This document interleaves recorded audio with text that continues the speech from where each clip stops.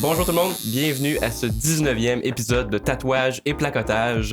Bienvenue si vous êtes nouveau, merci de votre écoute. On parle de tout ce qui est l'industrie du tatouage, fait qu'il y a des artistes, à d'autres gens connexes à l'industrie, à tout ce qui a rapport au tatou. Donc voilà, avant de commencer cet épisode, je vous plug la commandite du jour qui est de Deadly North Tattoo Supply. C'est une entreprise de supply de tatouage canadienne. Ça a été fondé par des Canadiens, des gens de l'industrie, des fabricants de machines, des tatoueurs. C'est pas une grosse multinationale avec plein de produits cheapettes. C'est une entreprise avec plein de bons produits, plein de beaux produits. Moi, ce que j'aime personnellement, c'est justement cet aspect-là. Ils ont pas 1000 choix dans tout, mais tout le temps que c'est tout le temps des bons produits. Il n'y a pas 40 sortes de boîtes de gants. Ils ont que des bons gants, c'est super cool. Même chose dans les encres, ils ont que les marques réputées, même chose dans les aiguilles. Donc voilà, les petits produits d'aftercare, c'est tout small batch, fait à la main par eux autres. J'oublie-tu quelque chose de eux autres? Je ne pense pas. C'est des passionnés de l'industrie, donc allez encourager Deadly North Tattoo Supply. Aujourd'hui, je suis avec Pierre et Valérie. Salut, ça va? Guillaume. Yes, ça va bien vous autres? Oui, toujours. Très bien. Je suis vraiment content que vous ayez accepté mon invitation. Merci d'être là. Ben, merci à toi. Dans un premier temps, voulez-vous, comme en quelques phrases, seulement juste vous présenter et dire à peu près vous êtes qui en 2-3 phrases? Moi, je m'appelle Valérie. Ouais. Donc, ça fait plus de 30 ans que je suis dans l'univers du tatouage. Mhm. Avec ma rencontre par Pierre. Dans le fond, ça a commencé par ça. OK. Et puis, on a la boutique Studio Tattoo Mania à Montréal et on organise donc la Convention de Montréal et la Convention de Québec. Ouais. Très Donc, cool. c'est vraiment ça. Moi, j'ai juste mon nom à dire parce que notre vie est liée depuis plus de 30 ans. Donc, moi, c'est Pierre Chaplin. Et puis, je suis venu à Montréal la première fois pour une convention de tatouage en 93. OK. J'ai répété l'expérience l'année d'après en 94 où j'ai rencontré Valérie. Puis OK. depuis, Ben ça, j'allais vous demander comment vous étiez rencontrés. Voulez-vous raconter ça un peu? Oui, bien sûr, oui. Mais tu veux? Parce qu'on a deux versions, peut-être.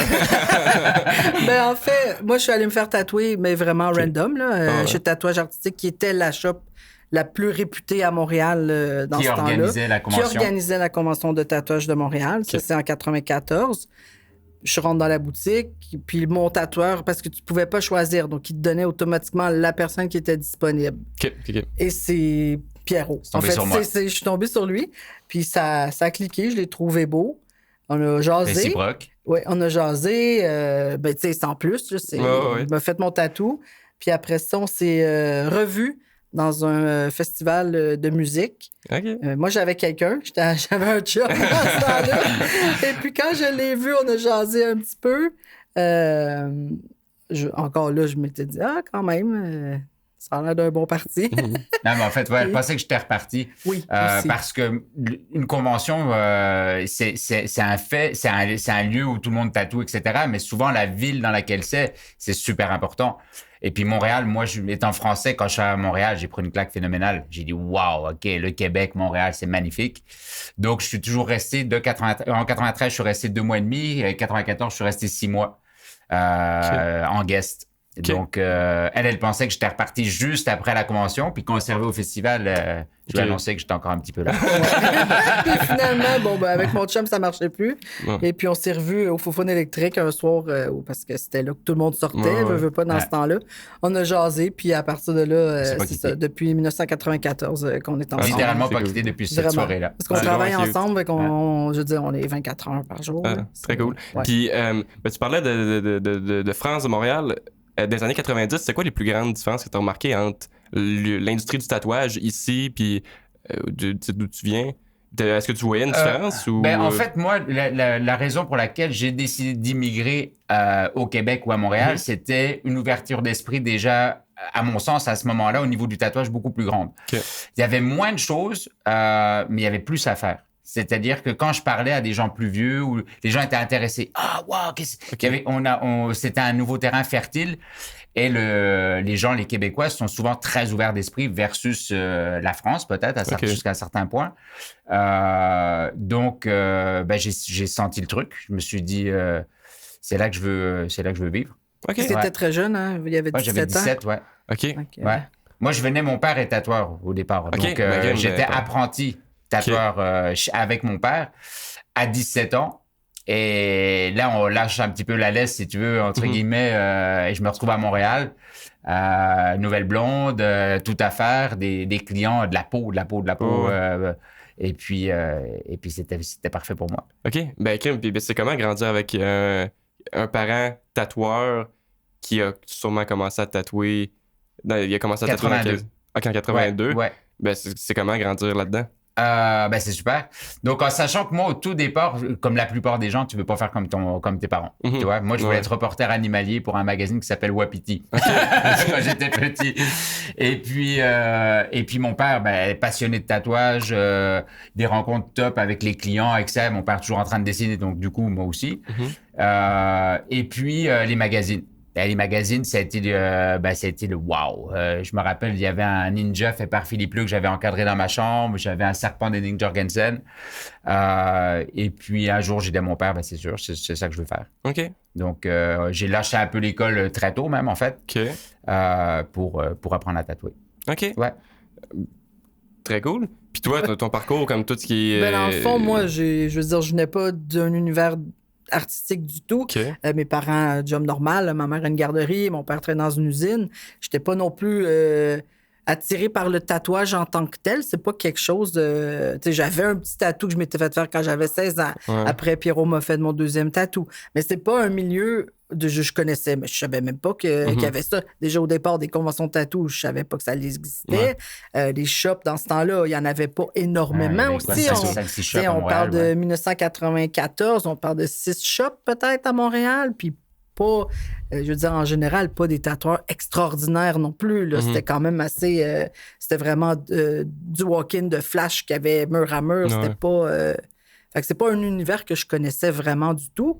Et quand j'ai rencontré Pierrot, j'ai travaillé un petit peu avec lui chez Tatouage Artistique. On est déménagé en France après. Et là, on était dans la boutique de ses parents à Bordeaux. Là, c'était plus familier. Là.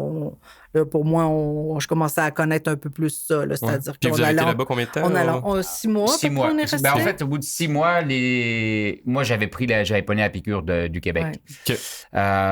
Mais on a un nouveau couple. Ça se passe super bien pour nous en France. Et puis au bout de 6 mois, les deux en même temps, en fait, on n'osait pas se le dire. Puis je lui dis, ouais, Montréal. Elle dit, moi, ça me manque. Je dis, ouais, grave. Les gars, on y retourne. Okay. Et Val a jamais. En fait, Val, elle s'est impliquée dans le tatouage depuis le départ, que ce soit artistique, chez mes parents, à Tattoo Mania, ou dans les conventions, ou à travers les magazines quand on s'occupait de Tattoo Life, Tattoo Énergie.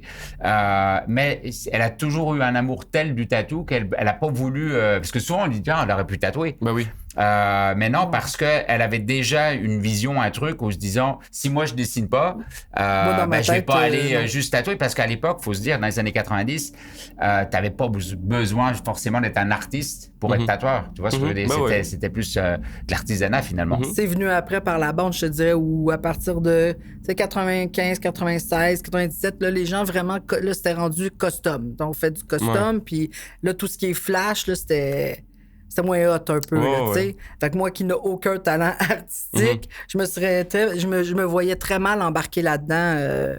Puis je pense que j'ai trouvé ma place quand même. C'est quoi, tu portes plusieurs chapeaux, tu fais un... Ouais, dans le fond, je m'occupe de la boutique, je m'occupe des conventions. Okay. Tout ce qui est... C'est ça, dans le fond. Elle est connue comme le nou blanc, puis elle connaît tout le monde. Okay. C'est la mémoire du tatou. Elle connaît tout le monde. Aussi, j'ai une bonne... Elle a une super mémoire. Et puis oui, Val, elle gère tout ce qui est convention à fond, puis je suis sûr que c'est beaucoup de ça, puis on en jasera. Puis peut-être que je te jaserai un petit peu des tatouages que tu fais pendant qu'on en parle. Ça ressemblait à quoi ton évolution artistique de ce que tu faisais, ce que tu fais aujourd'hui? Ça a été quoi le chemin pour... Moi, j'ai toujours été attiré par le japonais. Mon père faisait pas forcément juste ça, il en faisait quelques-uns. Mais comme je te dis, avec les magazines, moi, j'ai un coup de cœur pour Philippe Leu, comme tous, j'imagine, et Henning. Et ça m'a toujours suivi, j'ai toujours aimé ce style-là. Quand je suis arrivé à Montréal, comme Val le disait tantôt, tu pouvais pas choisir ton artiste. Et puis les shops, tu pouvais pas non plus faire du custom. Le boss, il aimait pas ça. Là. Les gens arrivaient, il fallait qu'ils choisissent sur le mur, puis tu faisais ce que tu avais à faire. Et j'ai réussi un petit peu à m'imposer parce que mon père était tatoueur. Donc, à un moment donné, quand ça faisait plus mon affaire, ben, comme un enfant à l'école, mon père, il a appelé le boss, puis il a dit, hey, mon fils, il peut faire un peu ce qu'il veut, là. Donc, c'est vrai. Donc, il a raccroché, il m'a dit, c'est bon, Pierre, vas-y. Et puis là, j'ai pu expérimenter plus dans ce que j'aimais. Moi, j'aime bien du tatouage qui est steak, blé d'âne, patate. Tu sais, outline, shading, couleur, en laissant de la peau. Donc, à côté traditionnel, une imagerie qu'on connaît, sans rien inventer, mais avec, en espérant, en mettant un petit peu ma sauce, là. OK. Ouais. Excuse-moi, c'était de la patate. Parce que pour moi, c'est un médium. Tu vois, moi, j'aime bien... le tatouage évolue, puis il évolue super bien. C'est super beau de le voir évoluer, puis de faire des trucs fantastiques. Puis, mais j'ai un fait, pour moi, ce côté 2D. J'aime le steak banane patate. Ouais, c'est parfait. Puis, mettons, au niveau convention, ça ressemblait à quoi? Comme, pourquoi le Art Tattoo Show? Ben, pourquoi? Comment ça a commencé? Tu sais, la première édition, les idées de... Parlez-moi de ça. Écoute, comme je te dis, il y a 2 conventions avant qui étaient Keith Stewart et Dan Allaston d'Ottawa, qui organisaient la convention de tatou de Montréal 93 et 94. En 95, il y en a une autre faite par quelqu'un d'autre qui s'appelle Azuel. Après ça, il y a eu un break. Et il y a Pascal Richard qui a fondé le Art Tattoo Show. Okay. Donc, qui vient du Bike and Tattoo de Laval et de Repentigny, en fait, qui avait commencé ça, lui, un peu avant. C'est Don Design qui avait fait le premier poster. Nous, on avait participé comme parce que c'était un renouveau de refaire une convention à Montréal. Ça faisait quand même plus que 10-15 ans. Je pense qu'il n'y avait pas eu de conv. Là, exactement. C'est début 2000. C'est 2002, je pense, à peu près. Ouais. Et il a fait quelque chose de super parce qu'il a invité des grands noms. Des tatoueurs qui faisaient un peu tous les styles de partout dans le monde. Il a fait un super truc. Ça s'est super bien passé. Et l'année d'après, on a discuté. Donc, à ce moment-là, nous, on était les hosts. Donc, fait le poster. Et finalement, Val, moi, on s'est impliqué plus qu'il nous l'avait demandé, j'imagine. Ouais. C'est bien qu'au milieu de la convention, ou le dimanche matin, peut-être, je ne sais plus, il nous a dit ce serait peut-être bien de continuer ensemble. Donc, on est devenus partenaires et puis jusqu'à ce qu'on prenne les rênes parce que lui, il avait ses autres choses. De par nos contacts et tout aussi dans le milieu du tatou, ça a été plus facile, je pense aussi. Là, on connaissait déjà beaucoup de monde. On voyageait en convention aussi. Moi, ma première convention, je l'ai fait en 88. OK. Ouais, à Bourges. C'est la première convention de France qui existait en France. OK. Ouais. Puis ça ressemblait à quoi, ça? C'était rock'n'roll et punk. Cool. L'organisateur avec un mohawk rouge sur la tête. Il y avait... C'était parce qu'à l'époque, jusqu'à il y a pas longtemps, tout ce qui était en fait le tatouage, c'était la modification corporelle. Donc tu avais le piercing, tu avais tous les bizarres en fait du coin en France parce que c'est une petite ville, Bourges quand même. Mais ça puait le tatou. Ça puait le tatou. Donc, c'est une communauté qui s'est formée. Et puis moi, j'avais 12 ans à l'époque. J'ai capoté. Ma deuxième, c'était 90 Amsterdam, si je ne me trompe pas. Puis là, encore là, j'étais dans le line-up. J'ai une fille qui se retourne, les seins à l'air, un piercing dans la langue. J'étais comme, wow, OK. C'est à peu près là que j'ai dit, ouais, OK, ce milieu-là, il va me plaire de ouf. OK, puis il y avait combien de personnes à cette convention-là en 88? C'était-tu comme super gros? Il y avait du monde. Ouais, pour vrai, il y avait du monde. Ça ne peut pas se comparer avec des 20 000, 30 000 entrées qu'on voit maintenant en Europe ou des, je sais pas moi, des 10 000 ici. Mais déjà, il y avait du monde. Souvent, les gens, quand ils me disent le tatouage, c'est assez nouveau, ton père, il faisait ça. Mon père, il a toujours été occupé. Bon, il y avait moins de tatoueurs, donc, mais les gens tatoués, il y en a toujours eu. Otzi, la première... la momie qui a été retrouvée il y a 5000 ans, elle était tatouée. Là. Et dans ce temps-là, il y avait vraiment que ça aussi, des confs puis les magazines pour être avec les gens du milieu. Aussi maintenant, tu as Internet, c'est complètement différent. Là. Le lien, il se fait vraiment différemment. C'est-à-dire que c'est beaucoup plus facile. Tout de suite, tu vois les portfolios. Tout de suite, tu peux envoyer un message à un artiste qui est de l'étranger. Mais avant, il fallait que tu envoies une lettre au pire aller. Il fallait que tu postes quelque chose puis, en espérant que ça se rende. Là. Mais sinon, le contact que les gens avaient, c'était vraiment les conventions qu'il y avait et les magazines. Parce que les magazines, c'était gros là, avant. Là. Mais vraiment. Puis à ce moment-là, dans les conventions, c'était-tu aussi pas mal formule flash ou ça a peu parti de là? Les costumes, est-ce qu'il y avait plus de liberté là, en convention? Écoute, moi, depuis que je fais des conventions, le modèle est semblablement le même. Parce que mes premières conventions, tu avais déjà Tintin, tu avais déjà Philippe Leu. Moi, je suis de la génération après. Donc, tu avais déjà des gens qui tapaient des dos. C'est pas. Maintenant, les gens sont waouh, le mec, il a fait une jambe en 3 jours. Et ça se faisait. Philippe Leu, il faisait un dos en pas long. Donc, il y avait un petit peu de tout. Il y avait, mais comme Val, elle dit, tu n'avais pas Instagram. Donc, peut-être que c'est vrai qu'à ce moment-là, les gens ne se bookaient pas tout de suite d'avance. L'atmosphère reste la même. La communauté du tatou reste la même. Elle évolue, mais l'essence même du tatou, elle est là. Moi, je vois pas de différence vraiment de convention de 90 à aujourd'hui. OK. Ouais. Il y avait peut-être plus une crainte, à la limite, parce que c'était plus rock'n'roll. Tu vois, mais... Peut-être plus, je te dirais, au niveau des styles.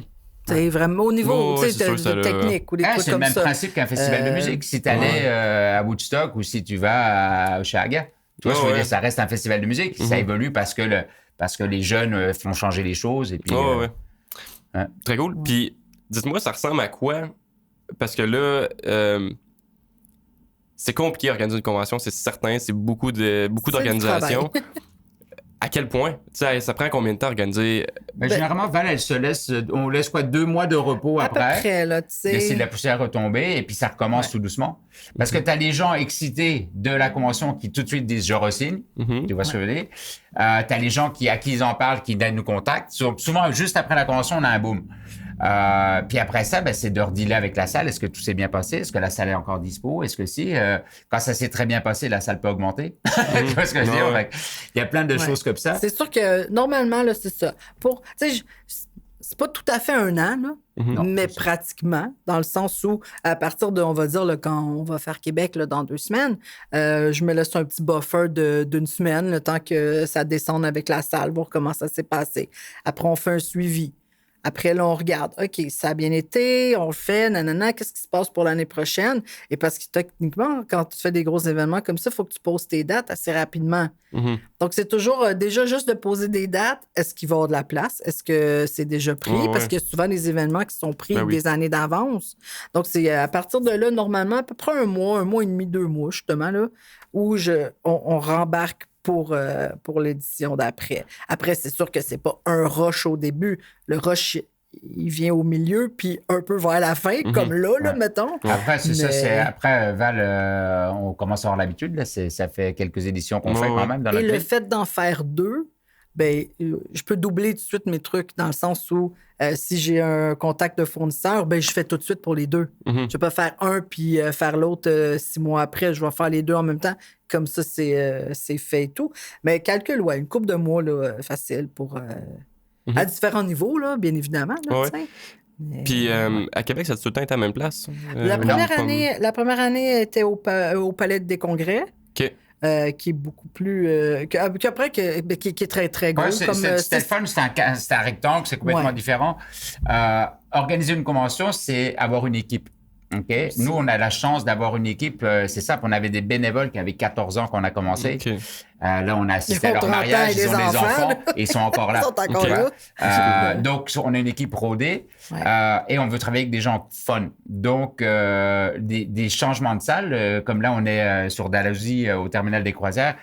Cette équipe-là, on l'adore littéralement. Les gens du terminal ils sont hallucinants. Ils sont extraordinaires, pour te dire, ceux qui ne travaillent pas et que leur chiffre ne coïncide pas avec la convention, ils changent le chiffre pour en faire partie. Ou alors ils restent boire une bière avec nous.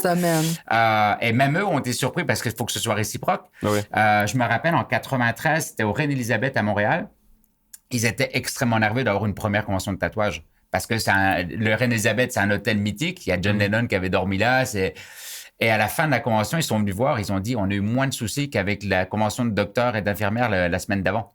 Donc, tu vois ce que je veux dire? Donc, faut que ce soit réciproque. Et puis, mais là, même chose, mais je veux dire, à partir du moment, toutes les salles où que tu contactes, veux pas, tu leur dis voilà, c'est pour une convention de tatou.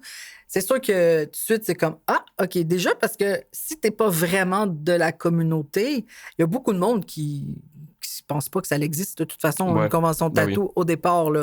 En mais fait- on a été toujours super chanceux. En fait, parce on a eu que- la chance, je pense, pardon, je te coupe, on a eu la chance d'avoir Pascal qui avait parti le truc, qui nous a enseigné beaucoup de choses. Donc, on n'est pas simplement tatoueur et gérante de boutique qui se lance dans une aventure qui organise une convention. Val, elle est littéralement organisatrice d'événements.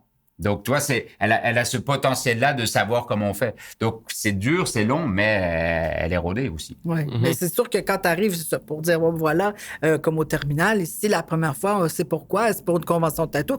Oh, OK, attendez une seconde, mais Ben oui. parce que au fil des années, tout ce qu'on a fait comme événement comme ça s'est toujours super bien passé. Quand on sort d'une salle à la fin le dimanche, c'est comme si on n'avait pas été là. Je veux Ah dire, tu sais, on fait super attention parce que justement, on veut que ça se passe bien, puis on veut être accueilli l'année nouveau. d'après, là, Mhm. tu sais. Donc, mais c'est sûr que quand tu présentes un événement de même dans des salles, puis souvent c'est comme tu sais, le Palais des Congrès, des trucs qui sont habitués à des événements vraiment corpaux, là. C'est moins des événements artistiques avec un truc de proximité comme Mhm. ça. Mais tu vois, partout, à chaque fois, que déjà à Montréal, il a fallu qu'on change de place, donc l'année passée. Ouais. Et là, on est au terminal des croisières de Montréal. Et quand on les a contactés, c'est sûr que la première fois, tu te dis, bon, OK. Là. Puis finalement, la dame qui a pris l'appel et tout connaissait la convention parce que quand elle était plus jeune, elle avait travaillé à l'endroit où il y avait eu la première convention que Pascal a fait OK. et qu'elle se rappelait que ça s'était super bien passé. Donc, elle avait suivi au fil des années l'événement qu'on faisait et quand je l'ai appelée, elle m'a dit, on est vraiment content que vous ayez pensé à nous. Donc, on a fait la Convention Montréal là, l'année dernière pour la première fois et ça s'est super bien passé. Ils étaient vraiment contents. Les filles qui travaillent là sont restées tous les jours pour chiller avec le monde et tout. Fait qu'on est, Ah, c'est cool. on est chanceux pour ça. Là. Mhm. Ouais. Parce que même moi, quand je t'occupe des locales, là, tu sais, juste d'appeler et d'être comme, j'ai vu grand local, tout ça. Puis là, c'est comme, moi, c'est pourquoi. Ben, tu sais, je suis dans les arts, puis tu sais, j'essaie de l'amener comme ça, mais il y a bien des places que dès que c'est le tatouage, j'étais comme, non. Ouais, ça c'est passe ça, pas. Mais tu sais, c'est pour ça, là, tout à l'heure, on parlait des différences entre les conventions d'avant et d'aujourd'hui. J'imagine, je leur lève mon chapeau. À l'époque, la première en France en 88 ou à Zurich en 86 ou n'importe quoi, eux, ça devait être encore pire. Ben oui, c'est sûr. C'est sûr et certain. Oui, parce qu'on s'entend que, en 2024, oui, il y a quand même des gens qui sont un peu, sont un peu réticents ou peu importe, mais en général, la vision du tatou avec les shows de télé, avec des trucs comme ça, les gens voient que c'est pas une gang de tout croche Mais non, qui s'en viennent foutre le bordel en quelque part. Là, mais quand même, c'est sûr qu'on essaie de faire ça le mieux possible pour que ça se passe bien. Là, ouais. Puis, ce serait quoi, vous trouvez, les plus grosses différences entre le Art Tattoo Show à Québec et à Montréal? À quel point est-ce que c'est deux événements identiques ou c'est deux événements en fait, on est parti uniques? sur un moule qui était le même parce que c'est ce qu'on fait. Mais naturellement, ça a changé un petit peu. La différence, elle est simple. Montréalais, Québécois. Je te dirais que pour vrai, la Convention de Québec, pour nous, c'est juste le fun puis c'est super facile. Puis les gens avec qui on fait affaire, que ce soit les artistes, que ce soit les gens du terminal, que ce soit les gens à qui on va porter des trucs. On adore ça. Tout le monde avec qui on travaille à Québec, c'est juste super facile. Et pour X raisons, c'est juste... Non, puis l'ambiance, nous, on est fans de Québec en partant, là, je te le dis tout de suite. J'ai l'impression, quand je mange au restaurant à Québec, c'est meilleur qu'à Montréal. Désolé, Montréal, mais c'est vrai. Et il y a une différence aussi moi, qui m'a choqué, mais que je trouve fantastique, c'est que Montréal, les gens vont chiller longtemps dans la salle. Québec, il y a un flow qui est un peu plus continu. Ouais. Ça rentre, ça sort, mais donc c'est un peu plus continu. Il y a beaucoup de monde, on a beaucoup de monde, mais c'est du monde différent dans la journée. Okay. Et c'est pas rare, en fait, de voir des gens partir avec 5 ou 6 pansements. Les gens, ils viennent pour se faire tatouer. Donc, il va y avoir des tatous qui vont être peut-être un peu plus petits, je parle en général, parce qu'il se fait des gros tatous aussi. Et il y a beaucoup de collectionneurs. Donc, les gens, ils rentrent, et c'est pas, tu vois, ils calent, premier, deuxième, troisième, quatrième. On les va sortir avec une coupe de pansement, là. Donc, et voilà, donc, mais ouais, Québec, on adore, on est fan. OK, très cool. Puis, au niveau, tu sais, la grosseur de l'événement, est-ce que Québec, Montréal, c'est plutôt semblable, le nombre d'artistes, le nombre de gens qui viennent à la convention? On essaie de garder... vas-y, Val. Québec est un peu plus petit parce que, justement, il y a moins de monde. Oui. Veut pas au départ. Puis, ça serait, je veux dire, ça rendrait pas service à la personne que je mette 350 booths dans une convention où le nombre de personnes qui viennent, je veux dire... Non, faut pas se leurrer à se dire que tu vas avoir 20 000 entrées à Québec. On serait super chanceux, c'est sûr et certain. Mais on connaît le marché, on voit... Pourtant, on fait de la pub, je veux dire... la différence, exemple, entre l'Europe et l'Amérique du Nord, c'est qu'en Europe, ça coûte rien de voyager. Les gens ont l'habitude de prendre le train, les distances sont très... Et une convention qui va être à Paris va attirer des gens de Berlin, va attirer des gens de Londres, etc. Parce que c'est facile de prendre l'avion, c'est pas cher. Okay. Ici, de faire venir quelqu'un, exemple à Montréal, même de Longueuil, qui est juste de l'autre côté du pont, ils n'ont pas vraiment envie. Donc, comme Val, elle dit, à la finale, on pourrait avoir énormément d'artistes ici, parce qu'on a une demande hallucinante. Mais la personne qui se déplace, qui fait l'effort qui fait l'événement avec nous, ben, ce serait lui manquer de respect que de lui dire, viens, on en a mis 400 autres. Et on va espérer que tu travailles. On veut que les gens, ce soit bien pour eux. Puis, tu sais, au niveau des kiosques, un peu moins ici quand même. Mais ça a grossi avec les années. Oui, quand même. On en a quand même un peu plus qu'on en a eu au départ. Et en utilisant les 2 étages comme on fait là, depuis la dernière année, ça nous permet de rentrer du monde parce que justement, à toutes les années, on a des gens qui sont intéressés. Et comme on aime garder ceux qui sont là, ils veulent revenir, veut. Parce qu'à Québec, c'est un des trucs de la Convention de Québec, c'est que les gens veulent revenir à chaque année. Les artistes aiment cet événement-là. Et d'une année à l'autre, on a beaucoup les mêmes personnes. Mais si on veut rentrer d'autres mondes, il faut qu'on s'ajuste un peu. Et le fait de prendre les 2 étages pour réajuster l'espace, ben, ça nous permet de faire ça aussi, tout en gardant le truc. Il faut que ce soit gérable, de toute façon. Je veux dire, dans une convention, en tant qu'organisateur, tu veux essayer de parler à tout le monde. Tu veux essayer de t'accoter au bord puis de pouvoir avoir des bonnes discussions. Donc, il y a des gens qui le font. Il y a des conventions hallucinantes, très, très grandes. Encore une fois, je leur donne mon chapeau parce que pour voir tout le monde en 3 jours, moi, j'ai du mal. Tu vois, le temps de jaser et tout. Ben oui. Ouais. Puis, tu sais, moi, j'en ai pas fait beaucoup des conventions. À vrai dire, j'ai fait leur Tattoo Show l'an dernier à Québec. Ouais. Puis le Nix aussi l'an dernier. Qui est beaucoup plus gros. Qui est beaucoup plus gros. Mais moi, leur Tattoo Show, c'était ma première convention que j'avais déjà été en tant que client, disons, mais tu sais, en tant qu'artiste. Puis j'ai tellement aimé ça, là. J'ai tellement eu beaucoup... Je savais que j'allais avoir du fun, mais j'ai tellement eu plus de fun que je me serais jamais attendu. Puis je suis arrivé au Nix avec la même attitude de puis c'était différent, comme tu sais, pas que c'était pas le fun, mais la vibe est vraiment différente. Comment? C'est des Anglais. Non, mais c'est pas pareil. Les gens étaient différents, les gens parlaient différemment. Le principe d'une grande convention, à la finale, tu vois pas s'il y a 600 artistes, tu vas pas, en tant qu'artiste, pouvoir rencontrer 600 artistes non plus. Non. Donc, ça marche par quartier. Tu vas parler à ton voisin de gauche, ton voisin de droite, puis celui d'en face. Une convention comme Québec, qui est très modeste, mais qui est super le fun, ça permet aux gens de partager. Un peu, là, c'est un gros partage. Donc, les Français qu'on a eus, ils étaient ravis parce qu'ils ont parlé à un tel. Là, on a des Espagnols, Donc, et tu as l'occasion de leur parler. Tu vois, je veux dire, tu n'arrives pas la tête baissée à faire ton tatou puis à t'en aller. Ça, c'est une grosse différence aussi. Parce que c'est sûr que, tu sais, quand on parle du Nix, qui sont des super bons amis à nous, qu'on fait aussi. C'est une super convention. Qui est différent un peu, en ce sens qu'ils ont un gros espace, ils peuvent le remplir. C'est pas pareil. C'est Toronto. Il y a quoi? Il y a 6 millions de... J'ai aucune idée, en fait. C'est ça. Toronto, c'est une plus grosse ville quand même, là. Tu sais, fait que... C'est pas... Donc, la ville la plus peuplée. Je pense que c'est la ville la plus peuplée du Canada. Là. Mais déjà, c'est ça. Puis Toronto, c'est un autre milieu aussi dans le tatou. Je veux dire, ils ont des shops, ils ont des énormes shops. Là. Je veux dire, il doit y avoir au moins une dizaine de shops à Toronto. Je pense qui ont un minimum dans chaque boutique de 15 à 20 artistes. Là. C'est comme une autre dynamique un peu. Je sentais que les gens étaient moins dans l'approche, justement, de proximité avec la personne. Je sentais moins que je cherchais quelqu'un. Je cherchais plus comme un... Moi, j'ai 200$. Non, c'est ça. Pas 200$. Toi, c'est 200$. C'est ça, tu sais. Ouais, c'est différent. C'était vraiment différent. Tu sais, mon boot, je l'avais fait pas mal pareil qu'à Québec. c'était plutôt simple. Puis moi, je mettais des prix.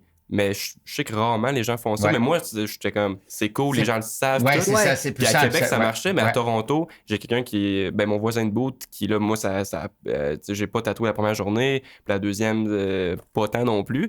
Puis il me disait, mais je pense pas que tu devrais mettre ça ici. Puis moi, j'étais comme, pourtant, crème, c'est comme en toute transparence, Ouais, mes ben prix, oui. puis mes prix sont raisonnables, Ouais. mais c'est justement parce que je me dis, si quelqu'un voit cette pièce-là, puis moi, j'avais que des grosses pièces, peut-être qu'il pense que je vais charger 2, 3, 4, Ouais, 5 000. ouais, ouais. Puis moi, Puis c'est le- comme, tu je vois vais le charger prix, là. 1000 ou tu sais. C'est ça, c'est en fait, le Québec, Montréal, on essaie d'avoir une convivialité. On essaie que les gens, l'artiste qui viennent de n'importe où, quand on l'accueille, parce qu'on les accueille, on va les chercher à l'aéroport, on fait ci, on fait ça, on les met déjà à l'aise. Donc déjà, ils nous connaissent un peu pour la plupart. Et qu'il y ait cette proximité-là avec le client. Et l'idée de mettre les prix, c'est déjà une super idée, comme tu dis, parce que souvent, le client en tant que tel, dans les grosses conventions, il n'ose pas. Ça fait 3-4 stands qui regardent, Et soit pas la trop personne ne le sûr. regarde pas. Tu veux pas déranger les personnes qui si quelqu'un est en train de tatouer Il ou. y en a qui pensent que c'est impoli de t'sais, demander aussi. C'est aussi. ça. Tu sais, il y a Point certaines poli, conventions, ils mais- mettent un drapeau vert ou un drapeau rouge si tu es occupé, si tu peux pas occuper. Donc, il y a plein, il y a mille et une techniques Parce que maintenant. c'est gênant pour les gens en général. Déjà, tu sais, de rentrer dans un shop de tatou. Je pense que oui. là. Mais dans une convention C'est aussi. intimidant. Ah, puis le tatoueur aussi. Et il y en a beaucoup. Puis les gens osent pas, tu sais, quand t'es dans ton boot. Non, puis si tu travailles pas le vendredi, bonjour, là, t'es pas sûr si les Ça gens... fait 3 heures que c'est ouvert puis t'as pas bossé encore. Là. Ouais. Je connais pas un tatoueur qui est pas gêné ou que ça le fait pas chier. Tu vois ce que je veux oui, dire? c'est normal. Donc là, tu te mets sur ton iPad ou sur ton sketchbook.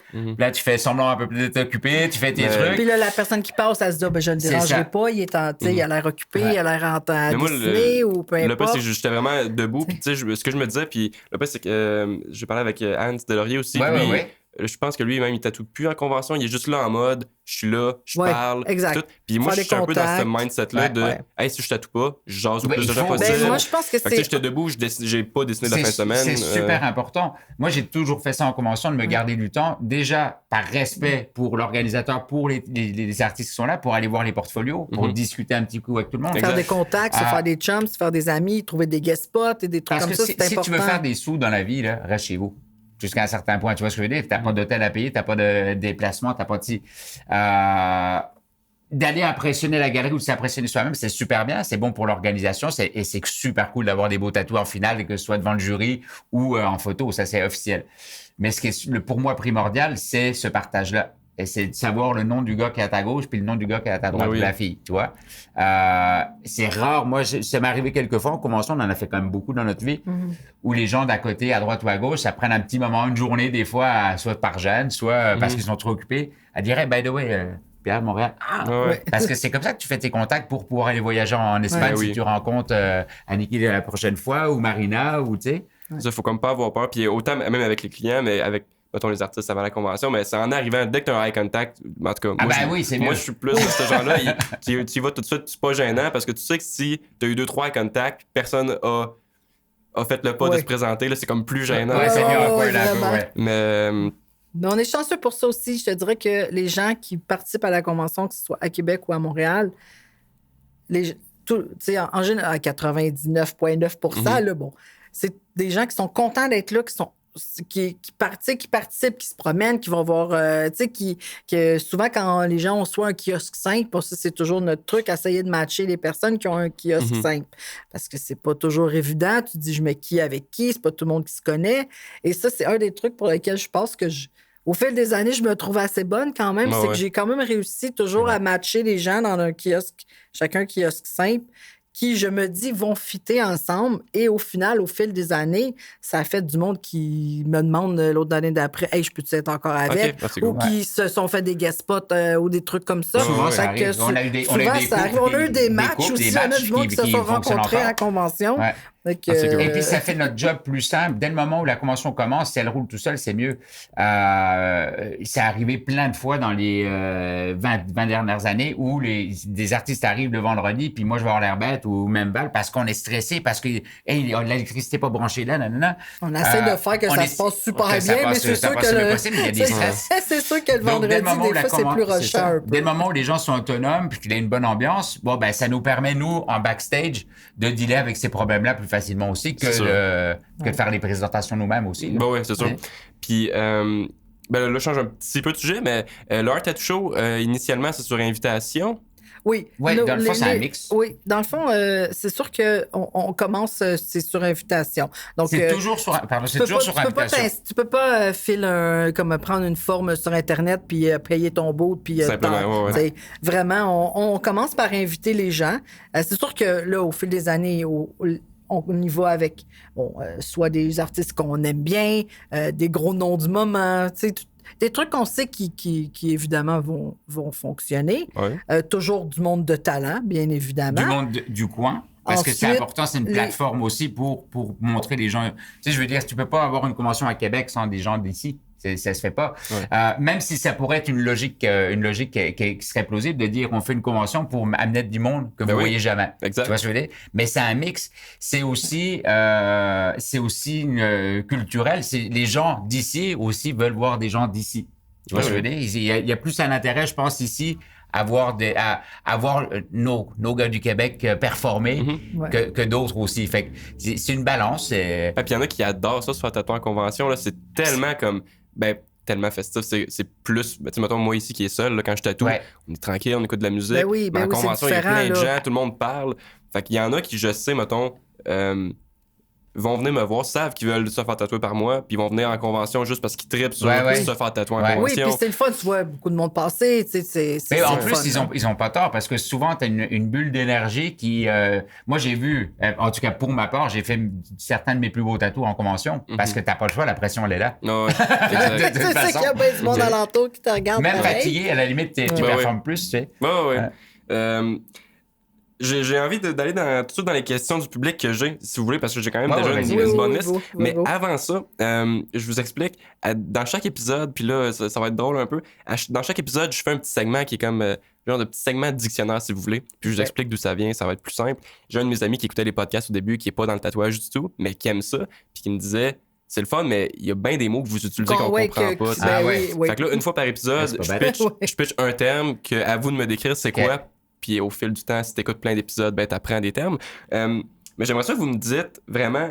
en plus, c'est un terme que j'ai déjà fait avec quelqu'un d'autre, mais je pense qu'il n'y a pas mieux que vous pour vraiment pleinement l'expliquer, ou même expliquer plus précisément par rapport à ce que vous organisez. Puis là, on en parle depuis le début, fait que c'est comme à l'envers un peu. C'est quoi une convention? Ça ressemble à quoi le Art Tattoo Show Québec? C'est quoi que ça implique au complet pour quelqu'un qui connaît zéro ça, là? En fait, moi, souvent, je le compare à une shop de tatou géante, avec énormément d'artistes et avec de la merch, des kiosques d'exposants, toutes sortes de...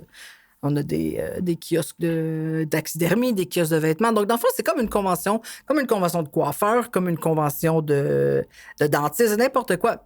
C'est ouvert au public, donc tout le monde peut venir voir des artistes à l'œuvre, des artistes de tous les styles.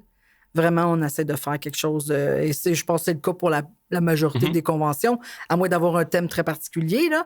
Mais sinon, on essaie d'amener le plus de styles différents, tatoueurs de qualité, souvent très renommés, dans un carré, en fait, si on veut, dans un espace où le public peut venir voir, pas obligé de se faire tatouer, se familiariser avec le milieu. Et je pense que c'est une ouverture du tatouage pour le public. Donc, c'est ça. Moi, je le vois comme une grosse shop de tatou géante où c'est peut-être un peu moins gênant pour les gens de rentrer parce qu'ils ne sont pas dans un truc plus fermé et ils peuvent venir discuter ou pas. C'est comme ils veulent. Exact. Ils peuvent donc parler avec les artistes ou pas, juste voir les portfolios. Normalement, la plupart des gens ont aussi de la merch, de l'art. Donc, en même temps, ça te permet de voir que les artistes tatoueurs ne font pas que du tatou. Peuvent faire toutes sortes d'autres choses aussi, là. Donc, oui. Parfait. Je sais pas, toi, tu penses? C'est exactement ça. C'est exactement ça. C'est un endroit où l'avocat peut discuter avec n'importe... En fait, il y a le point commun, le brise-glace pour la conversation, c'est le tatou. Mais c'est vrai que versus il y a des années, ça a évolué. On voit des familles avec des poussettes, on voit des gens plein de tatous, on voit... mais c'est une super ambiance, une ambiance bon enfant, genre cool. Plein de couleurs, plein de fans. Puis si les gens ne le savent pas, parce que là, c'est sûr, en fait, dans les questions que j'ai des questions qui sont par rapport au Art Tattoo Show, comme est-ce que ça, plus de questions par rapport à ce que vous puissiez donner réponse sur des questions sur l'événement, puis des questions qui sont peut-être plus par rapport à dans l'organisation. Mais tu sais, pour mettons, les gens qui ne le savent pas, justement, en convention, il y a beaucoup de gens qui viennent qui se font pas tatouer. Il y a du monde qui n'ont pas de tatou, mais qui c'est juste c'est juste cool, là, découvrir. c'est le fun, c'est un univers quelconque. C'est ça, puis c'est l'occasion, même si on veut pas se faire tatouer, de rencontrer des gens qui font plusieurs styles, de peut-être découvrir son tatoueur. Si on est du coin, tu vas peut-être, ils vont te parler, puis ils vont se dire, ah, il est fin, parce que le tatouage, c'est ça aussi. C'est le style, mais c'est une connexion personnelle. Il faut que ça fitte. Moi, je connais des très bons tatoueurs qui me tatoueront jamais parce que ça passe pas. Exact. Donc, c'est ça aussi. Et autant pour les artistes, moi, des fois, je suis étonné de me dire, il y a une convention à Montréal, à Québec, à Toronto, puis qu'il n'y ait pas plus de tatoueurs, parce qu'on sait qu'il y a des tatoueurs, il y en a partout, il y en a énormément maintenant, ils ne soient pas tous là. Parce que même au niveau professionnel, quand tu as des séminaires ou du matériel, tu parlais de Deadly North qui sont là, c'est l'occasion d'aller leur demander qu'est-ce que tu penses de ce jaune, il te rend-tu mieux que celui-là? Donc, c'est aussi une occasion de s'améliorer. Oui, pour les artistes aussi, je pense que les conventions, ça ne veut pas avec l'Internet aussi maintenant. Pour les artistes, beaucoup de gens sont dans leur bulle parce qu'ils ont l'impression que toute l'information, de toute façon, c'est sur Instagram, c'est sur Facebook, c'est sur Internet. J'ai pas nécessairement besoin de, entre guillemets, socialiser ou peu importe. Et je pense que ça, les conventions servent, moi, je le vois comme ça, pour que les artistes sortent de leur studio, justement. Puis, si on prêche pour notre paroisse, c'est de nous accorder un support en menant payer une entrée parce qu'on est là pour remettre et promouvoir le tatou, ce qu'on fait depuis le début. On a toujours fait ça. Tu vois ce que je veux dire? Puis en plus, c'est ça, comme tu disais, en fait, c'est l'an dernier que là, moi, mettons, en tout cas, moi, j'étais comme en bas, mais c'était super cool, là. J'étais comme avec plein de gens que je connaissais, mais que je n'étais pas sûr que je connaissais. Puis finalement, quand on se présentait, mettons, je connaissais pas le prénom de la personne nécessairement. T'es sorti son handle Instagram. C'est ça, puis on était comme, OK, ben oui. C'est ça. On se connaît par souvent ça. C'est le fun aussi parce que c'est le fun de mettre un nom, un visage sur un nom aussi. Je veux dire, on suit tous des milliers de personnes. Souvent, il y a des artistes qui ne les voient pas parce qu'ils mettent pas leurs photos sur Internet ou bon, ils mettent que des trucs de tatou. Là, c'est le fun dans ce fin de semaine de dire, OK, c'est lui. Tu mets un visage, tu mets un vrai prénom. Bon, ben c'est Romain, je te le dis. Oui, c'est ça. Fait que tout le monde sait que Garth s'appelle Romain maintenant. Yes. OK, ben écoutez, première question du public que j'ai pour vous, qui est plus par rapport à l'événement en tant que tel. Ça ressemble à quoi? Est-ce qu'il y a des options de bouffe sur place? Oui, c'est très basique. Je te dirais que, tu sais, on a une machine à hot dog. Puis on a un bar complet aussi. Des sandwichs, des chips, le bar complet, alcool, pas d'alcool, le café. Ouais. Fait que c'est sûr que tu t'en viendras pas faire un gros 3 services pour ton souper. Mais si t'es en train de tatouer ou t'es en train de te faire tatouer ou tatouer puis t'as une petite fringale, oui, effectivement. Par contre, t'as les restos qui sont autour, qui sont top. Donc déjà là, c'est bon pour les restaurateurs du coin. Puis encore une fois, on est des amoureux du tatou. Le tatou, maintenant, c'est lié avec Instagram, avec les Reels, avec les TikTok. Là, tu dois te connaître la bouffe. On l'a fait. On a eu des très bons traiteurs qui ont fait de la bouffe. Mais on ne fait pas un événement de bouffe. On ne fait pas un événement de bouffe. Puis l'énergie qu'on passe ou le fait qu'ils ont fait 7000 repas puis qu'ils en ont vendu 4000. Il y a beaucoup de choses qu'on s'est dit, c'est quoi, on va garder ça simple. Ben oui. On va promouvoir les restaurateurs si vraiment tu veux manger un steak. Sinon, on va te donner des hot dogs. Des hot dogs. Puis les sandwichs qu'on a commencé l'année passée à Montréal, ça a full bien marché. On a toujours des petites salades. Tu sais, des trucs vraiment faciles. En fait, une collation, tu es en train de tatouer ou tu te fais tatouer, tu es végé, ben, tu vas avoir une option végé. Tu vas avoir, ça passe. Et en fait, tout ça, cet espace-là, avec notre espace bar aussi, l'espace expo, c'est tout notre espace qu'on utilise qui est gratuit, en fait. C'est ouvert. Tu n'as pas besoin d'un billet d'entrée pour accéder à cet espace-là parce qu'on fait ça en collaboration avec le Under Pressure, qui est un événement graffiti à Montréal. Eux s'occupent de cette partie-là. Et on a notre expo d'art aussi auquel beaucoup d'artistes participent. Voulez-vous dire, c'est quoi que c'est l'aspect, la section gratuite, ça inclut quoi? En fait, si les gens veulent venir tremper l'orteil, voir, ils peuvent rentrer. On a la première place où tu vas arriver en convention, on va t'indiquer, c'est le lounge. Donc, tu as le bar, tu as une expo d'art fait par les tatoueurs. Tu vas avoir des livres, tu as des choses. C'est pas exceptionnel, je vous le dis tout de suite. Mais tu peux commencer à sentir le vibrer. Tu vas voir 2-3 tatoueurs fumer des smokes en avant. Tu peux te dire, est-ce que j'ose ou pas payer l'entrée? Est-ce que je passe de l'autre côté ou pas? Il y en a qui font ça. Et puis la plupart, ils font le saut parce que tu te rends compte si tu avais une crainte que c'est cool. Ben oui. T'entends les machines. Donc déjà là, tu as un petit truc, tu vois. Mais si vraiment quelqu'un voulait juste venir voir les concours, puis il n'est pas du tout intéressé à payer parce qu'il peut pas se le permettre ou n'importe quelle raison, il pourrait très bien rentrer gratuitement. Et tu S'installer, restes se dans prendre un l'ambiance café. parce que veut pas, tout le monde finit par Et puis regarder les chiller concours. au lounge. Et c'est là, pour ça tu sais. qu'on fait des concours de tatouage dans cet espace-là. Ouais. Si jamais c'était le cas qu'il y a des gens qui Mais veulent c'est pas faire arrivé souvent que quelqu'un vienne, mettons, quelqu'un vient accompagner une personne, puis il n'a pas nécessairement envie d'aller du coin tatou, ben il s'installe au coin lounge. Puis, Ma grand-mère, elle a fait ça l'an dernier. C'est vrai, bon, ben, c'est tu vrai, vois. cute. C'est ça. Cute. Fait que, c'est ça. Ouais. Une autre question pour vous. On a un peu parlé tantôt d'invitation, mais c'est quelqu'un qui demandait comment vous faisiez pour choisir justement les sur invitation. Alors ça, c'est extrêmement difficile. Déjà, on a énormément de demandes. Quand on dit sur invitation, puis j'ai dit c'est un mix, c'est parce que tu as énormément de gens qui appliquent. Ouais. OK? Comme Val le mentionnait tout à l'heure, tu as tous ceux qui veulent revenir. La place, on peut pas étirer les murs. Là. Non. Donc, il y a ceux qui veulent revenir. Il y a ceux que nous, on veut placer parce qu'il faut du nouveau. Il faut aussi, avec des critères, que ce soit des fois business-wise, tu veux des followers, si tu veux ça, on veut que le travail suive. On veut donner la chance. Un style qui a moins de parties de participants déjà Quand à tu la fais ta base. première convention, si personne te donne l'occasion de faire ta première convention, t'en fais pas. Mm-hmm. Donc, il y a toutes ces choses-là. Et évidemment, il y a une question de feeling. Si le premier mail que tu nous envoies, c'est combien ça coûte, puis pourquoi je suis pas là, il y a de fortes chances qu'on va attendre un petit peu. Évidemment. Tu vois ce que je veux dire? Donc, Ben il y a cette politesse-là, il y a la convivialité. Donc, c'est cette équation-là qui fait en sorte que... C'est sûr que maintenant, veut pas, par rapport à, on va dire, là, 15 ans peut-être, le nombre de shops il a augmenté de façon exponentielle. C'est sûr. Donc, malheureusement, on peut pas tout prendre tout le monde. C'est impossible. Non, puis de toute façon, si tu regardes, il y a juste à regarder le listing de nos conventions, il y a de tout.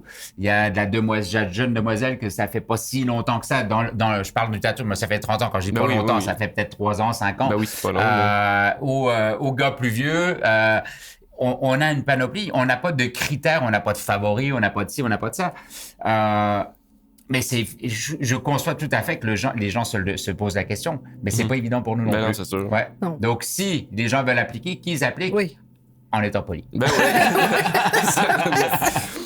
Il y a quelqu'un qui demande, est-ce que vous préférez Montréal ou Québec dans le Art Tattoo Show?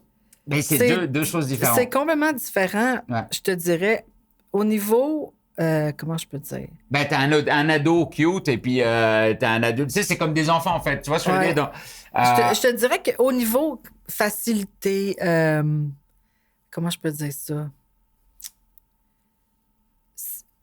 Plus amical, plus, tu sais, plus petit, en fait, là, tu sais. Donc plus proche, c'est Québec.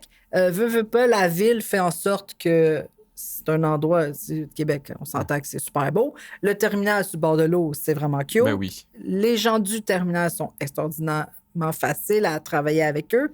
Donc, c'est à plus petite échelle, comme moi, j'aime beaucoup. Mm-hmm. Montréal, c'est plus gros. Il y a plus de gens qui viennent de l'extérieur, donc des fois peut-être, en guillemets, plus impressionnant, si on veut. Là. Mais c'est tout plus des gens grand, donc plus d'organisation. C'est tous des gens à qui on propose. Ceux qui viennent à Montréal, on leur dit. On a Québec aussi, parce que ça vaut la peine d'expérimenter les deux. Donc, Val, tu as raison, c'est plus simple ici parce que c'est plus petit. Ouais. D'un autre côté, on n'est pas proche non plus. Donc, oui, on donc fait du il faut qu'on s'organise aussi pire, parce qu'on n'est pas à côté. Là. Ouais. Mais moi, j'aime bien Québec quand même parce que même si ça me stresse toujours, veux pas, vu qu'on justement on n'est pas proche. Quand on fait cet événement-là dans la fin de semaine, on a toujours du fun. Le monde les gens sont sympathiques, les visiteurs sont sympathiques. Oui, pour moi, je trouve que c'est plus facile. Après Montréal, c'est ça, c'est différent. Il y a vraiment, je te dirais, le côté artiste, beaucoup de monde de l'extérieur. Donc, c'est plus. Je sais pas, c'est différent un peu. Ben, j'aime les deux, là, tu sais, je te dirais pas. Encore une fois, on y va avec la masse. Québec étant plus petit que Montréal, déjà, il faut que ce soit un peu plus petit. Mais on espère, tu vois, on fait de la pub un peu partout, de toute façon. On espère que les gens de Lévis, que les gens du Saguenay, que les gens viennent. Et plus on va avoir de monde, plus ça va évoluer. On ne sait pas comment ça va évoluer. Tu comprends? Très cool. j'ai une question qui est un peu ouverte puis qui a comme plein de sous-questions. Il n'y a pas juste vous qui faites des conventions. Ouais. Non. Comment est-ce qu'on se démarque en tant que convention? Puis à quel point il y a de la compétition dans ce petit milieu-là? Ou, De compétition, non. Dans le sens où, je veux dire...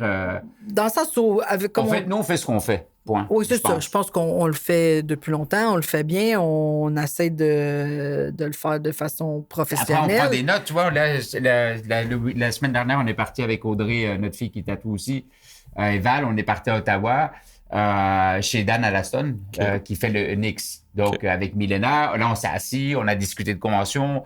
Toi, qu'est-ce que tu as pensé de ça? On se donne des tricks. Entre organisateurs, on se parle. C'est tout à fait logique, que ce soit Steve Peace, que ce soit James Tex, etc. Donc, compétition, il n'y en a pas. Il y a en ce sens que tu espères que tout le monde va faire un truc de qualité. Exactement. Avec des artistes de qualité. Ben, comment tatoueur. C'est sûr que, comme on dit, comme je disais tantôt, avec la quantité de shops et de tatoueurs qu'il y a maintenant, ben, veut pas, on peut pas, à moins de faire une convention avec 2800 bouts, non, exact. tu peux pas avoir tout le monde en même temps, c'est impossible. Donc, si les gens qui font une autre convention la font de façon professionnelle avec des artistes de talent, ben tant mieux, là, C'est arrivé, par contre, au fil des années qu'il y en a qui ça marche vraiment moins bien. C'est sûr. Je pense que c'était fait pour dire que s'il faisait quelque chose, tu sais. Et dans ce temps-là, souvent, ça marche un peu moins bien quand tu ne le fais pas avec cœur. Mais je pense que si les gens font quelque chose, parce que veux pas, oui, il y a énormément de personnes que tu peux inviter. Tu pourras en avoir une à tous les jours, jusqu'à un certain point. Mais il faut être raisonnable, il faut garder ça bien, de qualité. Il faut garder un rythme qui ait de l'allure pour que... Parce que si tu vas voir un show de musique samedi, tu vas pas voir... La plupart des gens vont pas y aller tous les samedis non plus. Ouais. Donc, tu vois, donc il faut que ça se diversifie. Et puis... Mais bon, après, il y a des shows qu'on regarde en se disant « Waouh! » C'est sûr que quand on fait Gods of Ink, on a fait le mondial, on a fait Milan où il y avait... il y a des conventions où tu te dis « OK, moi, ce qui m'intéresserait le plus, c'est vraiment... » Puis je reviens là-dessus, tu as vu quelques fois, c'est que les gens se disent « OK, on fait le détour. » On prend notre voiture, on est de Montréal, il y en a une à Montréal au mois d'août, mais tu sais quoi, on va aller triper à Québec, on monte samedi, on va dormir là, on repartira dimanche, puis on vient triper.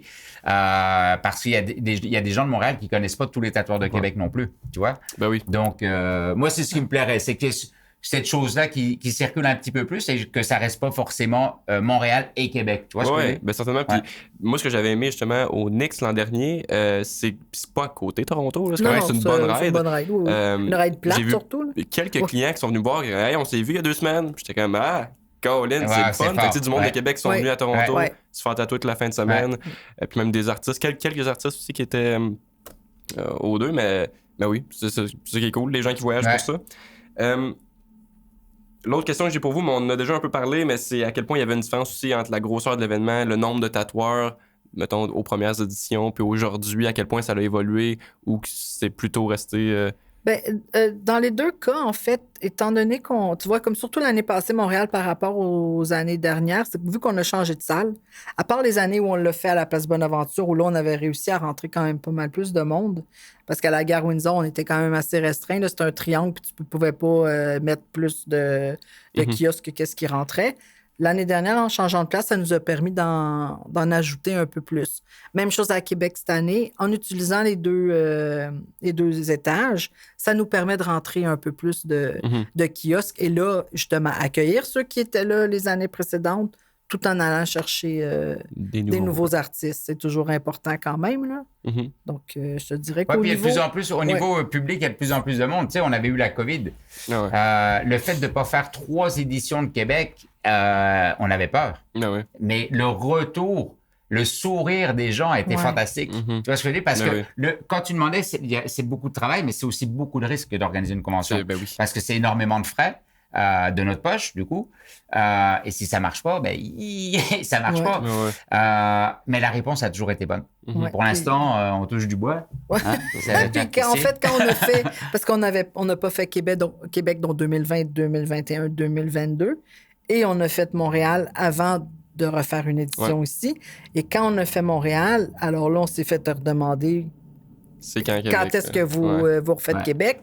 Puis c'est là qu'on s'est dit, OK, oui, on restarte ça parce que les gens, comme je te dis, Québec, c'est une convention que les artistes qui participent, ils adorent cet événement-là, nous aussi. Puis je pense que c'est pour ça que ça fonctionne bien. Ouais. Parfait.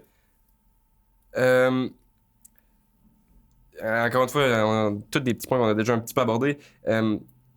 Les artistes qui viennent de plus loin, est-ce que c'est comment soit vous sélectionnez, comment est-ce que vous allez les inviter, est-ce que vous avez la demande que vous sélectionnez? Souvent, parce qu'on voyage beaucoup avec Val, souvent, soit ils sont parrainés entre guillemets parce que Caillot a dit à son ami italien. Beaucoup de bouche à oreille aussi, c'est beaucoup de bouche à oreille.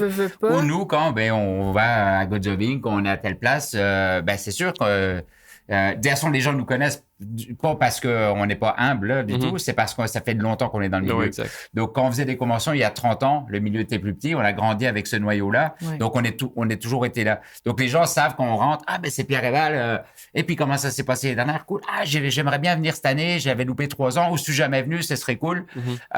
Donc, c'est plus...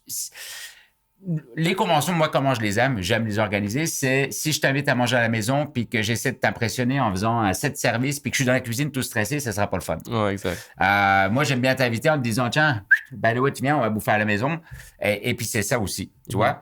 Donc, on les sélectionne avec talent, avec humilité et gentillesse.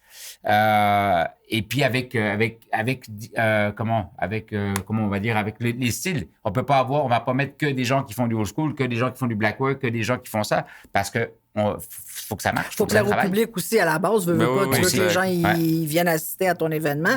À moins de faire un événement qui est justement pour ça. Tu sais, ça existe, des conventions, il y en a là, qui sont spécialisées pour un thème ou un style particulier. Mais nous, on espère toujours avoir le plus de styles différents, le plus d'artistes variés. De toute façon, c'est super utile. Que tu fasses du japonais, que tu fasses du black work ou n'importe quoi, si je te regarde travailler, je vais me dire, il tire sa ligne comme ça, lui. Même si c'est pas le même style. Tu vois ce que je veux dire? Je vais apprendre pareil. Et c'est là-dessus que j'insiste, on n'est pas là pour péter de la broue, on est là pour espérer que les gens vont communiquer et puis vont partager. Ça, c'est ce qu'on veut. Et aussi, c'est pour ça, souvent, comme on disait bouche à oreille, un artiste va venir, quand il retourne chez eux, peu importe, il va dans une autre conf, il dit « Hey, je suis allé à Montréal, c'était le fun, le monde était chill, j'étais allé à Québec, c'était cool. Envoie un message, essaie de venir l'année prochaine. » Moi, je trouverais ça bien plate qu'il y a un tatoueur qui dise à la finale « Ouais, c'était cool, mais bon, on a mangé des hot dogs. » Tu vois ce que je veux dire? Il faut focuser sur ce qui est important. C'est une convention de tatouage. Donc, c'était cool parce que j'ai vu un tel bosser puis je m'attendais pas à ce qu'il bosse comme ça. Il était long un peu, mais parce qu'il travaille comme ça, etc., etc. J'ai bien jasé avec telle personne. Je vais en Europe l'année prochaine. Ça tombe bien, je vais aller faire un tour chez eux. En étant égoïste, je me fais un séminaire de fou. Je me paye un séminaire de fou parce que j'ai l'occasion de parler à tout le monde puis de voir tout le monde bosser. Puis en plus, moi, j'ai accès à rentrer dans les stands. Je m'impose, ça dérange, je vais prendre une petite photo. Je prends une petite vidéo. J'attends. Un accès backstage. Là. Donc, c'est super cool. C'est effectivement très cool. Moi, je trippe bien gros machine, puis je réalise que c'est pas tout le monde qui trippe tant que ça machine dans les artistes. Puis, tu sais, les quelques personnes qui étaient proches de moi qui trippaient, on s'est tous ramassés à ouvrir nos coffres, à montrer nos machines, à se parler, puis avoir des modèles semblables, mais différents, des années différentes, puis à parler de ça. Fait que... Et je pousse les gens qui vont écouter ton podcast, qui vont être présents, d'aller aux gens, de poser ces questions-là. Parce que c'est super important. Effectivement, dans les machines, on a l'impression que maintenant que les gens utilisent des pennes, ils en parlent plus. Mais c'est pas vrai. Il y a des pennes, t'as ton stroke, il y a toujours quelque chose à jaser. Et il faut pas hésiter. Quand tu te payes un stand, quand tu payes un hôtel, c'est pas pour juste aller faire ton tatou. Le même que tu fais depuis... non, sinon, ça sert à rien. Sinon, ça sert à rien. Voilà. C'est quoi l'importance, puis à quel point c'est difficile d'avoir des sponsors, d'avoir des suppliers, d'avoir... Ça, c'était bon avant. C'était bon avant. Je pense que c'est mondial. T'appelles quelqu'un pour des sous, il va te dire mon budget est bloqué depuis janvier. De toute façon. C'est sûr que, je veux dire, on est assez loyal pour ce genre de trucs-là. On a quand même des bons sponsors. On fait affaire avec PAPS depuis des X nombre d'années. L'année passée, on avait Patron. On essaie toujours d'aller, si c'est pas une commandite monétaire, d'y aller avec quelque chose qui va être satisfaisant pour les deux parties. si on veut. Ben oui. Mais on est chanceux pour ça. Au niveau du matériel, c'est toujours difficile parce que là, cette année, bon, c'est Deadly North, fait qu'on est bien content parce que c'est une super compagnie. On sait que les produits, ça va être nickel. Mais c'est toujours difficile de dire, je vais prendre un sponsor puis qui va nous donner du matériel qu'on va offrir aux artistes. Parce que souvent, les gens sont habitués, veulent pas, à travailler avec certains produits. Donc, quand tu leur donnes des trucs, c'est comme, moi, j'aime pas celui-là, je suis moins habitué avec ça, il me manque telle affaire. Fait que ça, c'est le côté technique. Ou éviter le gaspillage, Ou de prendre un sponsor juste pour avoir un sponsor, pour donner un truc qui finalement, quand tu pars à la convention, ben, il est par terre ou ça sert à rien. Le dimanche, quand on défait les booths, ben, on ramasse un paquet de trucs qu'on peut pas se servir parce qu'on sait pas si quelqu'un a fouillé. Ben non, exact, c'est toujours... Mais on a des sponsors, comme Val disait, que ce soit PAPS, etc., qui ont toujours été des gens faciles à travailler. Encore une fois, on aime cette facilité-là, puis surtout cette loyauté-là. Ils sont là pour nous supporter et nous donner leur support depuis le début. On va pas switcher demain matin parce que je sais pas quelle bière nous donnerait, je vais pas dire de chiffre, on sait jamais. Mais nous donnerait quelque chose de plus. On est très loyaux pour ce genre de choses-là, au même titre que les équipes avec qui on travaille, les gens avec qui on fait affaire, c'est des mêmes personnes depuis un nombre d'années. Mais c'est sûr que je dirais que oui. Niveau sponsorship, au fil des années, on s'est rendu compte que... Non, puis tu veux pas un poster qui va être overcrowded. Tu veux pas qu'on dise au tatoueur, tiens, s'il vous plaît, vous allez rentrer, vous mettez votre chaîne de travail avec 50 000 écussons Red Bull, ci et ça. Peut-être ça va devenir ça parce que le tatouage, avec les années, moi, si j'ai fait une analyse, ça devient aussi des athlètes sportifs, les tatoueurs. Ben oui. Tu vois, c'est exactement la même chose. C'est un sponsor par-ci, sponsor par-ça. Oui. Notre convention, nous, on n'est pas rendu là. Je dis pas qu'on serait contre avoir des sponsors hallucinants qui pourraient nous donner un coup de main, à condition que ce soit un coup de main pour monter plus haut. Tu vois? Oui, c'est ça. On ne rentrera pas des trucs juste parce que, au même titre il y a certains kiosques, les gens nous approchent pour des boots, puis on est comme non mais parce que c'est une convention de tatou, puis il y a certains trucs... c'est moins la place. C'est moins le genre de place qu'on veut pas... On avait eu des jeans Buffalo à un moment donné. C'était pas un sponsorship monétaire. C'était, tiens, on veut faire une expo différente. Bon, on va peindre sur des jackets en jeans. On avait fait une exposition avec des côtes de jeans qui c'était super cool. 60 jackets, eux, ils avaient donné le truc. Ils nous ont mis dans leur musée. C'est quand même cool. Ils ont fait une vidéo. Donc, on est là-dessus aussi. Si les gens sont intéressés à un moment donné à dire, tiens, moi, je suis là pour le sponsorship, ça peut être de l'or pour de l'or. Donc, on a eu des vidéos, comment tu dis? Des gens qui font des vidéos. Bon, tu vois? Oui, c'est ça, des photographes qui vont à qui on dit, écoute, moi, Willing, je te laisse une passe pour la fin de semaine. Tu me prends des photos puis tu me donnes accès à tes photos. On aime bien ce genre de truc-là aussi, où plus de proximité un peu. Là, Très cool. Il y a quelqu'un qui demande s'il y a un nombre maximum de billets, soit qu'on peut acheter, ou si, après un certain nombre de personnes, si tu arrives trop tard en journée, tu peux pas rentrer. Ça a fait un clic selon les safety. Mais je te dirais que techniquement, il y a quand même un bon roulement. En ce sens que, tu sais, étant donné qu'on laisse les billets, c'est entrée, sortie tout le long de la journée, je te dirais que souvent, c'est pas rare que les gens vont venir se faire tatouer, vont faire le tour, repartent manger, reviennent en fin de journée. Fait que c'est jamais arrivé à date qu'on ait besoin de dire « Hey, on va prendre une petite demi-heure. » Puis si tu veux être dans mon petit vidéo quand je filme le line-up, viens au début, comme ça fait dans le line-up. Normalement, il y a assez. Puis en utilisant les deux espaces aussi, ça fait qu'il y a quand même pas... Tu sais, je veux dire, il rentre quand même pas mal de monde. Ça, c'était une des raisons. Il y en a plusieurs, mais une des raisons, c'était pour ça. Parce que c'est pas... Le rectangle qu'on loue, il va avoir une capacité de temps. Mais on met des stands. Déjà en partant, si on a 200 stands... Un nombre X de personnes il va avoir qui sont 400 sur place artistes, déjà. plus les helpers, plus si. Donc déjà là, la capacité, elle descend. En ayant plus d'espace comme ça permet aussi une bonne circulation. En ayant les deux étages du terminal, ça permet quand même une bonne circulation.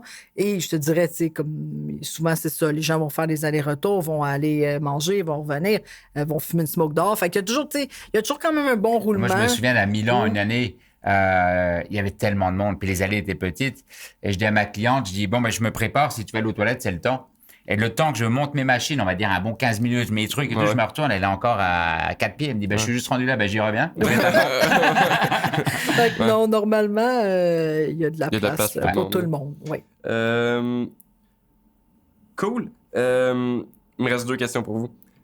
Tantôt, vous parliez de l'équipe, puis je me souviens avoir vu des visages qui, je pense, reviennent tout le temps. Oui. Vous êtes combien dans cette équipe-là? Quand vient le temps de la convention, là, sur place? On est une bonne vingtaine. Pour facile. Une bonne vingtaine. Oui. Puis c'est des gens, c'est ça, qui sont là depuis le départ. On va avoir Vanessa qui fait les stencils, on a Frank, Mathieu et j'en passe.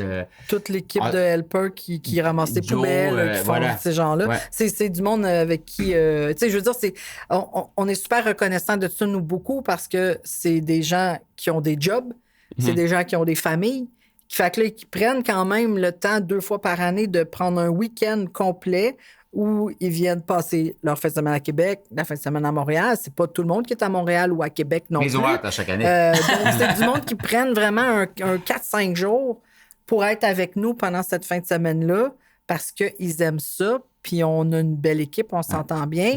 Plus les tatoueurs, on a aussi beaucoup de tatoueurs qui nous ont offert leur aide d'année en année.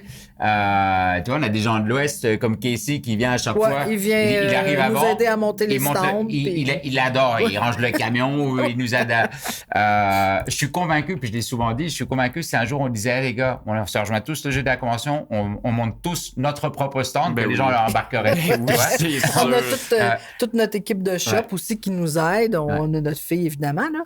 Mais Audrey, notre fille qui tatoue en plus, qui a fait tous les sandwichs l'année passée à Montréal. Elle a depuis bébé, et puis elle a vu l'évolution, puis elle a tous les chapeaux, elle aussi. Elle est en train de tatouer. Hop, il manque des sandwichs, je m'en occupe. C'est le fun aussi pour les artistes qui reviennent comme tu dis, d'une année à l'autre et tout. Vanessa et Frank au stencil, Vanessa, ça fait 10 ans qu'elle est là pour faire les stencils. Fait que le monde la connaisse, les gens savent. Ah oui, puis ils savent qu'elle travaille bien puis qu'elle fait bien ça. Fait que c'est le fun pour les artistes aussi de voir que c'est les mêmes personnes. Ça prouve, je pense que ça prouve un peu en quelque part que c'est une belle organisation puis que le monde a du fun aussi. Parce que les équipes changent continuellement beaucoup. Des fois, général, c'est pas bon dans la vie, oui, c'est pour ça que je te dis qu'on est super reconnaissant de ça, que les gens soient là avec nous toutes les années. Là. Très cool. Pensez-vous, il me reste une dernière question. Oui. Avant de vous poser cette dernière question-là, est-ce qu'il y a quoi que ce soit d'autre qu'on n'a pas mentionné sur le Art Tattoo Show que vous voulez mentionner? Premièrement, les dates, c'est le 26, 27, 28 avril. Donc, dans moins de 2 semaines à peu près. Là. Une belle fin de semaine. On espère qu'il va faire beau. Mais de toute façon, c'est à l'intérieur. Fait que même s'il ne fait pas super beau, les gens sont les bienvenus. Très cool. Je pense que c'est un beau week-end. Là, pour, parfait. Ma dernière question pour vous, ça coûte combien 2 PAPS? C'est 2 pour 6 piastres. Voilà. On l'entend souvent sur notre story, celle-là aussi. C'est une blague pour les gens qui sont ici. Yes, merci beaucoup d'être venu me jaser. Merci à toi, c'est bien fun. On se croise à la convention. Oui, certainement. Puis merci beaucoup de ton invitation. Toi aussi, tu fais des choses pour faire monter le tatou, pour éduquer les gens. Fait qu'on est bien fiers de toi aussi. Yes, cool. C'est gentil. Merci.